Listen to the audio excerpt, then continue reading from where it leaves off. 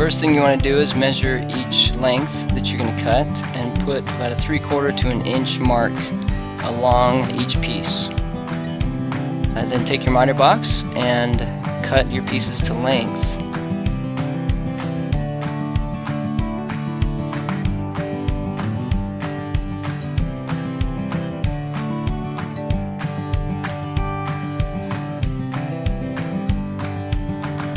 Using a bandsaw, cut along each of those small marks that you made, but you don't want to cut all the way through. You just want to cut about 3/4 of the way through, and that will allow it to bend and conform to the glass.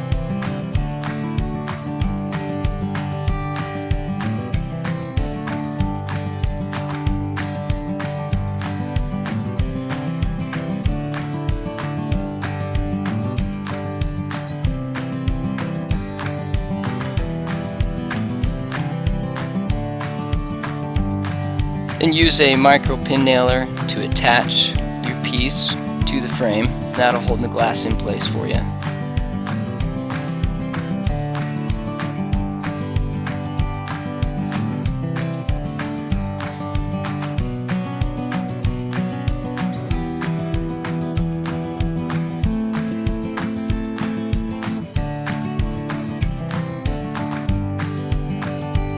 And when prepping to stain it, you want to make sure that you mask off the glass. You don't want to get any stain on your glass there. So use nice blue painter's tape, get yourself a nice crisp line.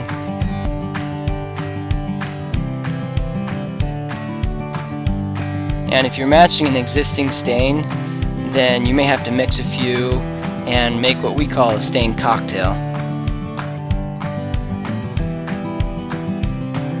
Test it on a scrap piece of wood to make sure that your color is going to be close. And then just wipe it on with a small rag or a brush.